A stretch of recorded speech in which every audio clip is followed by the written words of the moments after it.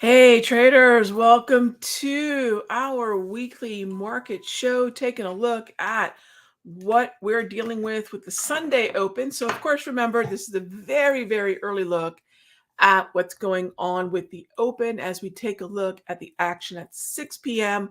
on Sunday evening. So this is really quite early even for the Asian session, where we're talking about Auckland, Sydney, Tokyo, Hong Kong, Singapore, each one of these financial centers open.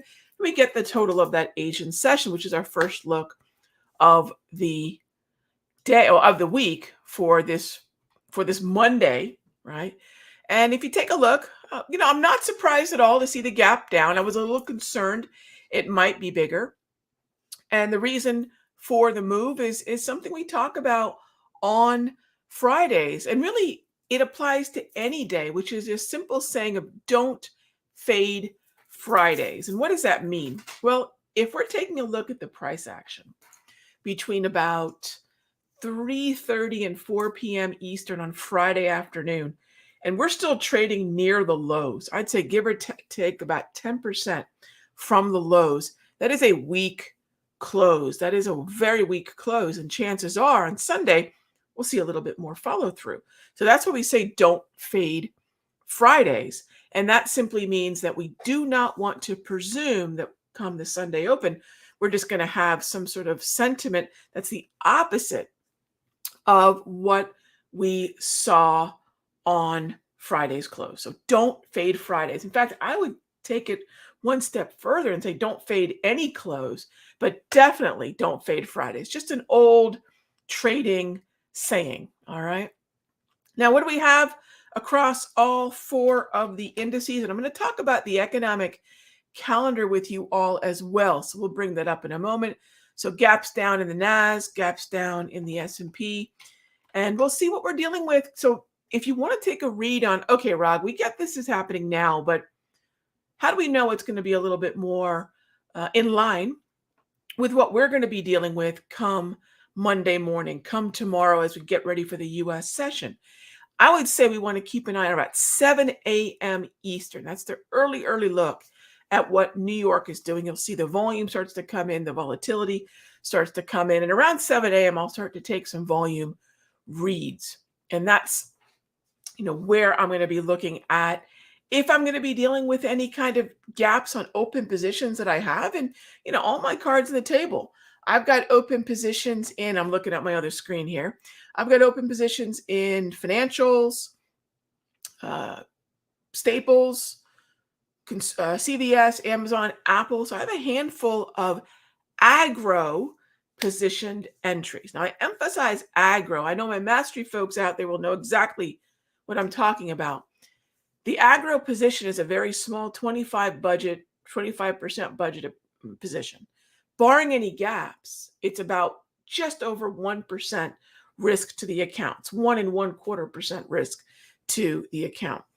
And when we have that limited exposure, what we're doing is acknowledging that the trends that we're getting into are A, new, and B, in this case, we knew we're going to be subjected to the Jackson Hole Powell effect, which Powell it was.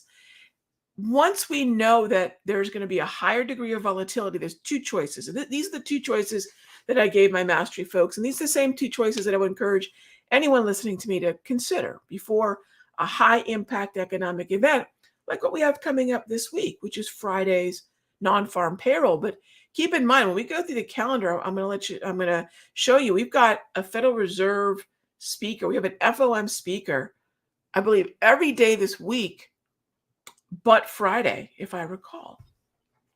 We have a lot. We have two major data points, PCE and NFP, and then an FOM speaker just about every day this week. They're going to be batting cleanup from this. So it's going to be very interesting to see if they're going to try to talk the market up, because perhaps their feeling is, oh, okay, people overreacted to Powell on Friday, so we're going to walk that back. Or they're really going to dig their heels in and say, nope, what he meant is what we mean. It's very interesting. This is not going to be about technical readings. This is not going to be about secret squiggles. This is going to be about what message do these Federal Reserve FOMC speakers have in store for us, PCE, NFP, obviously huge macroeconomic needle moving data hot zones. All right. The other thing, so I talked a little bit about position sizing. Gang, when we have the other choice is to wait for the event rather than being pre-positioned, as I was in a very small number of symbols. Pre-positioning is always going to be more risky than waiting for the event and seeing what kind of reaction we get from the event. And then a lot of traders saying, Ron, we day traded Powell. It was quick, but it was a winner. Do we have to start trading the daily timeframes yet? I agree. It might be a little premature. Hindsight being 2020, it probably would have behooved me to continue to day trade through the last week of August and then wait for the second week of September. Not because, of course, September 1st is Thursday. Wait for the second week of September before we start to commit to day trades. Of course, hindsight being what it is, but that's also a very conservative way to go about it. Rog, we've been day trading since June. What would another week or so hurt? Agreed.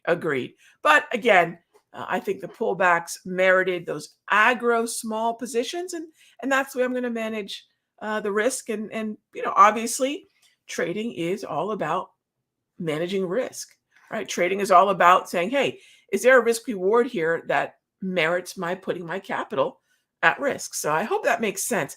All right, let's take a quick peek at the economic calendar, and then we will jump into your questions. So we're going to start off with the Forex factory calendar, where the hot zones are very easy to see. And you can see there on Monday, not much, but we've got Brainerd, right? Brainerd on Monday afternoon. We have much on Tuesday.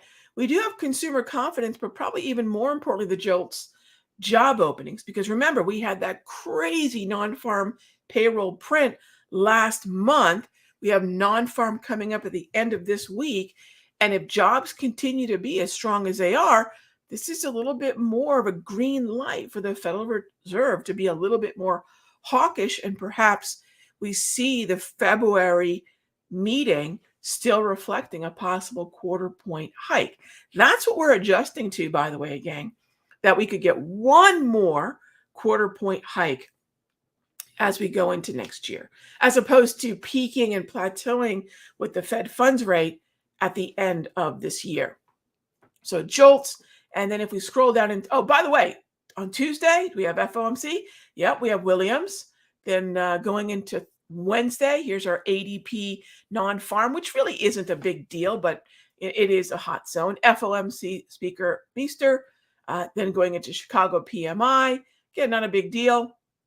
Then going into Thursday, unemployment claims, big deal. I said PCE earlier. I misspoke. It was ISM manufacturing PMI. That's a pretty big number on Thursday. And do we have a Fed speaker on Thursday? I thought we did. And then, of course, here comes Friday. So we have a very, very hectic calendar coming up this week. All right. Enough of me. Let's get to your questions. That's the way I'm looking at this market. That's how I'm managing risk.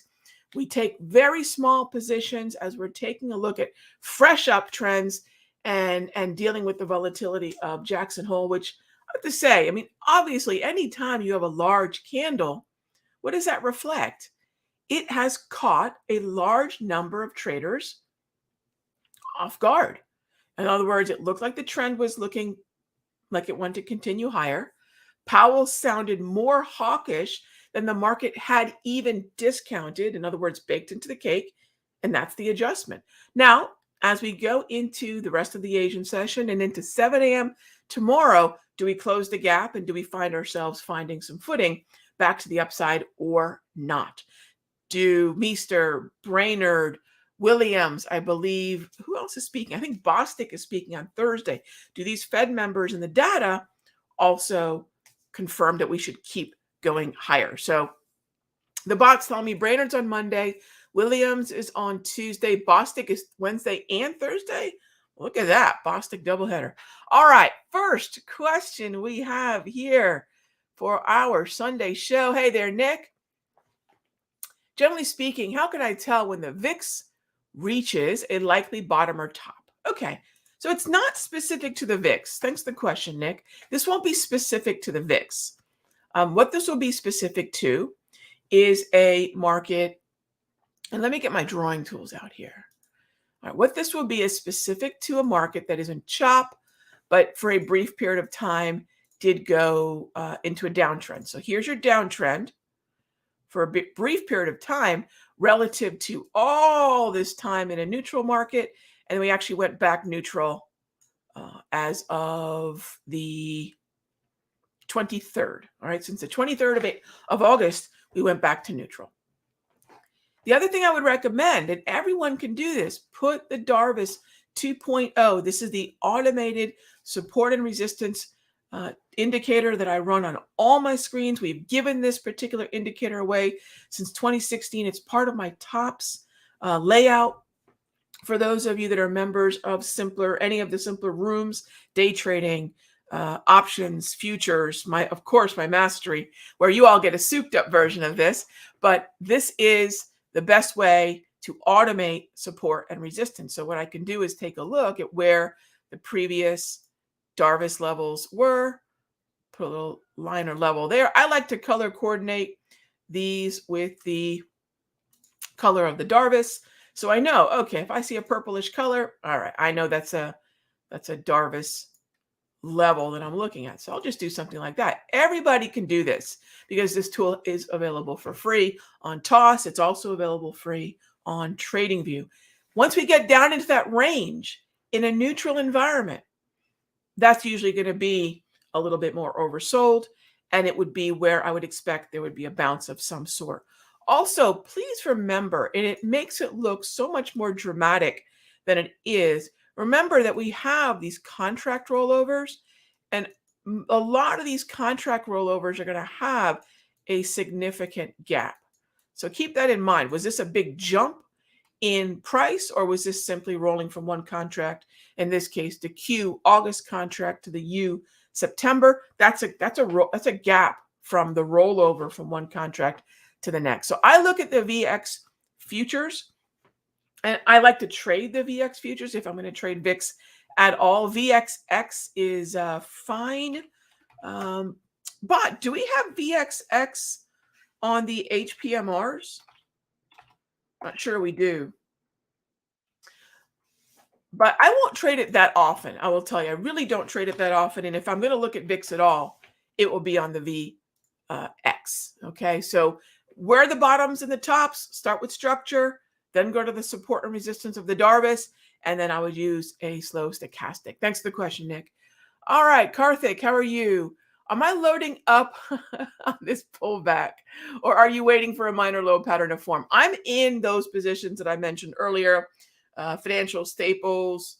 We're also in CVS, Amazon, Apple. So we're building positions in those corners of the market. And I'm just looking at my Thinkorswim platform here. The idea that I would ever, I love the comedy on a Sunday evening, Karthik. Do I ever load up on anything? No, I absolutely do not load up on anything. But if there is a position that I have probably put a little bit more in terms of budget into, it's financials. What can we wait for a minor low? Well, this goes back to Karthik. Do I want to be more conservative? So as we were going into Powell, did it make sense to wait till after? Well, hindsight again being 2020, yes. Would we wait for a minor low? We certainly could. We certainly could. Could we have a small gap on the open tomorrow? I'll be with you all, by the way, my mastery folks, and the positions I'm talking about, gang, and the day trading that I'm referring to. This is stuff that we do in the mastery. And I'll be with you all in the morning. So when we're managing whatever it is that we have at 9:30 tomorrow at the bell, I'll be with you all to talk about risk, to talk about what we do through the clearing and so forth. But if you want to wait for a minor low, I won't say no. It's just a matter of how conservative do you want to be? And there's no harm ever in that. Okay. Hey there, I am Groot. Fed futures didn't rise much after Powell compared to Thursday. Is the market overreacting? And do we buy this pullback? I'm in the pullback. So I am Groot. I think, look, we have a couple rules in the rooms that I'm ever, when I'm talking about positions, Lauren and I kind of go back and forth. We have a rule. No post, in other words, no alert, no boast.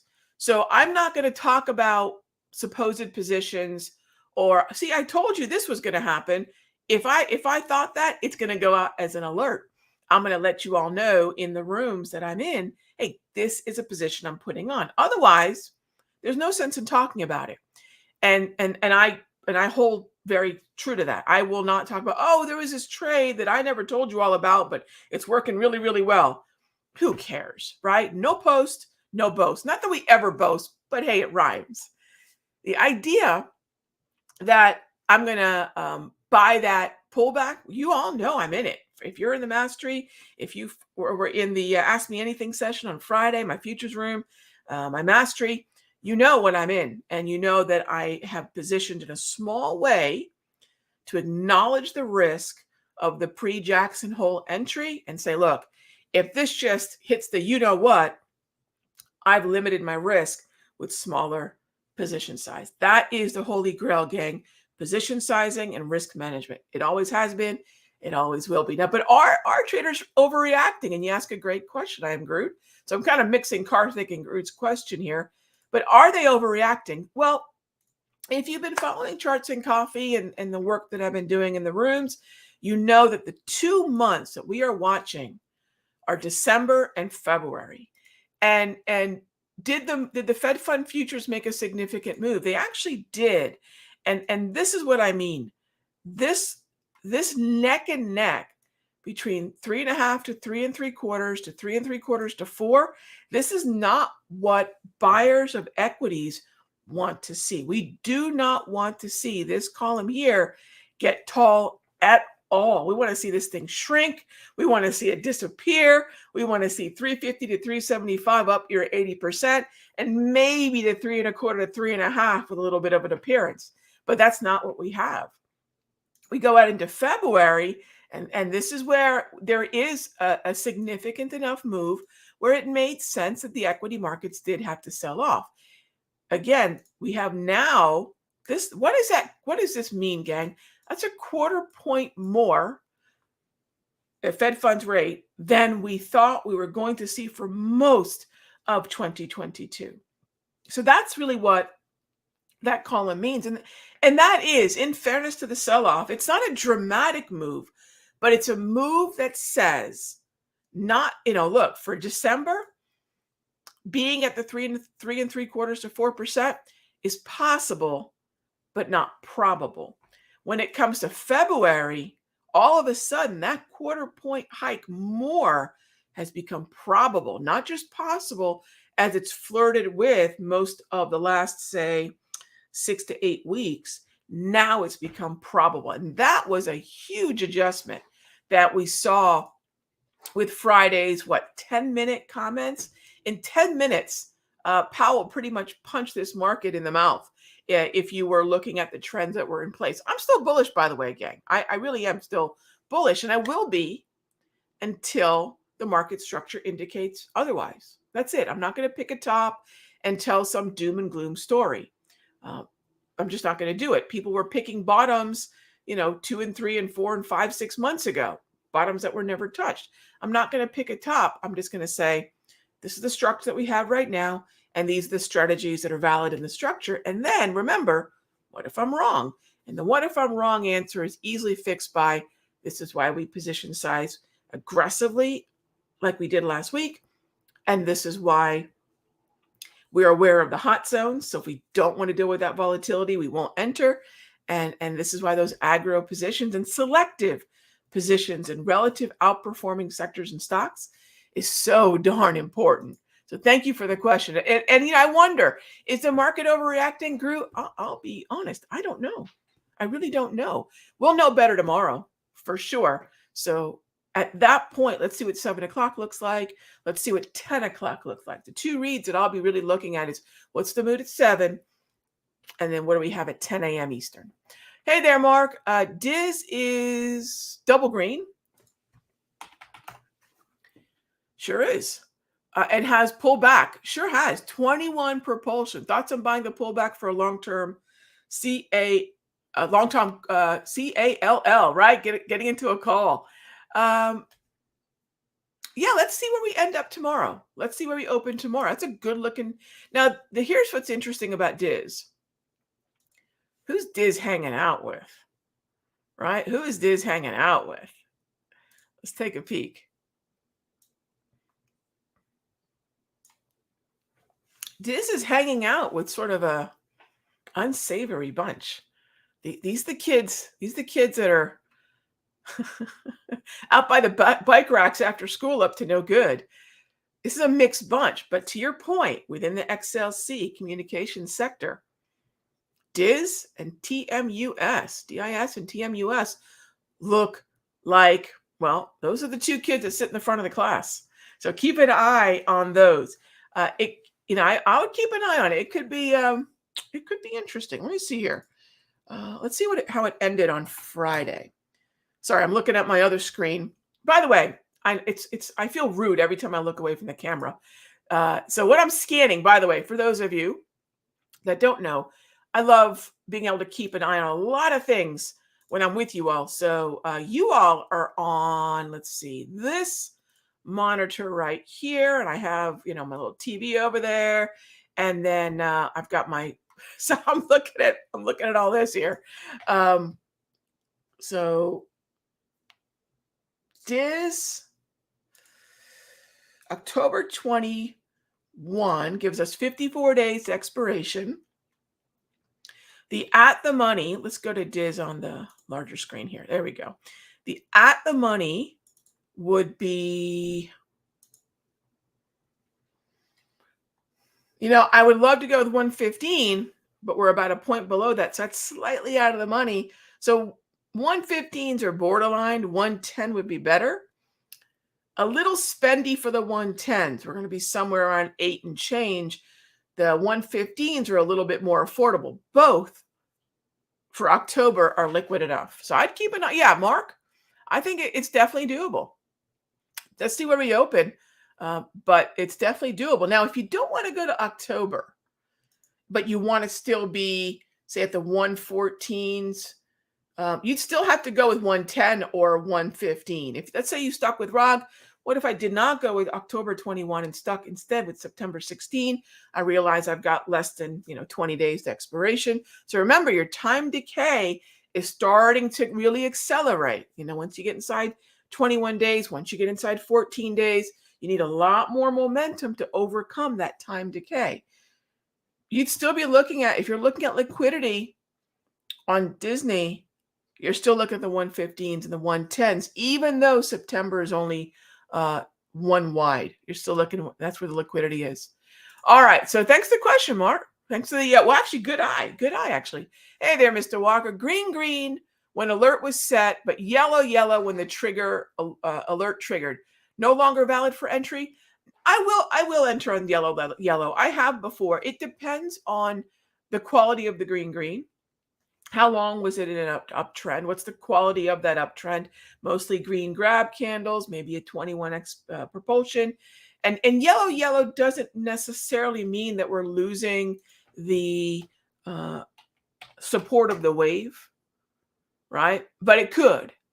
So this is what I tell traders, because you could make these reads, these color-coded reads with the TOPS tool so darn easily. What I'll say is, Mr. Walker, this is where every trader, because they're seeing the same thing I'm seeing in the interpretation of the tools, is about as simple gets. It's colors and dots, right? If you can count dots and count candles, and if you can read colors, you can understand what those indicators are communicating.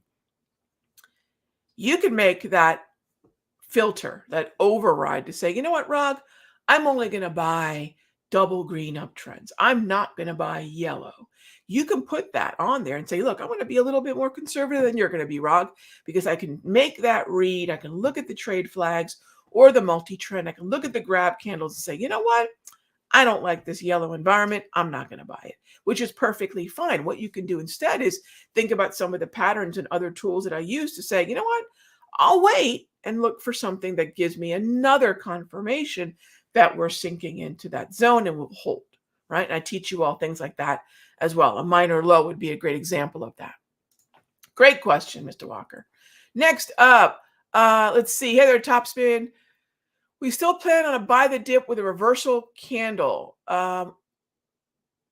We still plan on buy. It depends on what it is, Topspin. I'm not sure. We still in plan of buy the dip with reversal candle on the sector list. Can you give me an example, Topspin? And I'm happy to look.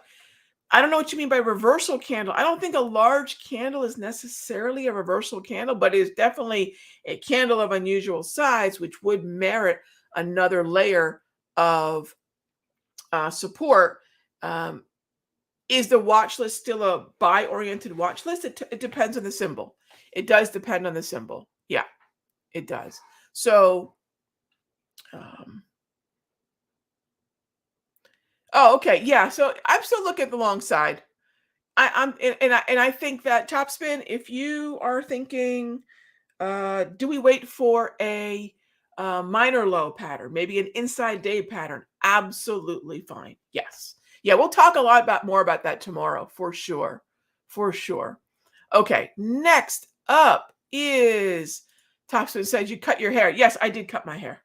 I did cut my hair. I cut all of them. Yes, I did. Federal Reserve will begin reducing its holdings of Treasury notes and bonds in September. Any idea on how it will impact stocks? So when we start to unwind the balance sheet, remember the fact that the Federal Reserve was buying mortgage-backed securities, was buying treasuries across the yield curve, that was partially the reason that rates stayed low, right? And obviously stonks love cheap money. What we'll want to do is we'll want to measure how the bond market, ZB, ZN, are responding to that. So, Mark, I would say before I presume it's going to impact stocks, let's see if it actually starts to keep ZB and ZN weaker, which actually then reflects higher yields. Stocks won't like higher yields. So let's see what the yields do. And then the yields in turn, will give us a better idea of what stocks are, how they're going to react based on whether or not ZB continues to head lower, and ZN for that matter as well, or whether we stabilize around some of the lows that we've already put in on the daily time frame. So great question. Great question. Hey there, JP. Will the non-farm payroll on Friday be a no day trading hot zone in the mastery? So JP, so what I'm thinking about doing on Friday, I was just thinking about that, looking at my schedule. So what I was thinking about doing is on Friday, a lot of you have been asking, Rog, a lot of us are starting to trade micro futures and futures. What I'll do is I'll pop into the mastery. And my plan is this. We'll go say 820 to 850, right? And I'll remind everybody on Wednesday or Thursday. But what I'm thinking of doing is doing a bonus session. We're going to do a bonus session, and we'll do a high impact. Everyone should know it's going to be a very volatile time, but a lot of you want to see how I trade these events. So, why not, right? I used to joke back in the Forex days. I don't know if I've told you all this story. I'm a country music fan. I like Kenny Chesney and Tim McGraw and stuff like that. So this is a long time ago, but I used to say, welcome to the fishbowl. This is something I would just say in the Forex room, gosh, probably back in 2012, 2011, 2013, whatever it was, long time ago. Because in my view is I'm not trying to hide anything. I'm in the fishbowl and, goldfish has nowhere to hide. It's my job and my pleasure, right? So I went and bought welcome to the fishbowl.com. Go figure, a few years later, Kenny Chesney names his album Welcome to the Fishbowl. So his management contacts me and says, we'd like to buy the URL from you and we'll give you tickets and backstage pass and all that kind of stuff. I absolutely said, yes, take it. I want to meet Kenny. I want to go to the concert. Anyway, so, what I thought in the fishbowl, in honor of the Welcome to the Fishbowl, yes, what we'll do is we'll have a bonus session on Friday and we'll go say 820 to 850. It'll be a first come, first serve. hourly price movement range will pull up. I would not say I'm going to trade interest rates, but likely we'll just look at, say, S&P. Why don't we just look at the S&P possibly? Maybe gold, right? Because when it moves so fast, having a watch list of so many is unrealistic, but we'll keep our HPMRs up. All of you in the mastery get the indices HPMR, so everyone will have those. And I'll walk you through a first come, first serve. So we'll go 820 to 850 is my thought. But yes, I'm not going to day trade 930 to 1035, because once we get that NFP volatility, the early part of that morning can be really wonky. But since on Friday we have our closing session where we have our Ask Me Anything from 2:30 to 4, I'll be sure if there are any swings we want to get into, or if there are any day trades as we wind down the session, we can take a look at those together. So that's the plan. I'll send out a far more organized thought on what we're going to do on Friday. But my thought is 820 to 850 Eastern will first come, first serve trade that non-farm payroll in the mastery. And by the way, if you all want to join me in the mastery, that's the clubhouse. If you want to see all my trading, that's where I hang out the most. I do all my trading, even though I'm in all the different rooms. I believe I'll be in the options room a few times this week, this month, sometimes maybe even the day trading room. But if you want to see all my different trading, long-term, 6-month plus time horizon, swing trades and day trades, and we do that 5 days a week. The day trades, come check out what we're doing over at sectorsecrets.com. All right. So oh gosh, that half hour flies by. Wow. Is that crazy? All right. So gang, I'll see you all tomorrow. And yeah, Bill, what I have been doing is I will day trade, but we'll treat it as a caution day. So smaller size, to your point, more conservative levels. Absolutely. And I think that's the best way to control risk. Flat is always a position. It's funny when I'm kind of griping about a crazy hot zone riddled calendar. Trish always says, she reminds me. So if those of you who don't know Trish, my right hand here in the office, if you've taken any of my courses, you know Trish. She's the reason my courses are awesome. Not moi. She puts them together so well. And we have a class coming up in November. I know it seems so far away, but we have a class coming up in just a couple months. So when we have these kinds of events, Bill, flat is a position. We've got plenty more of the fall trading season coming. I will day trade, but I'll be more conservative.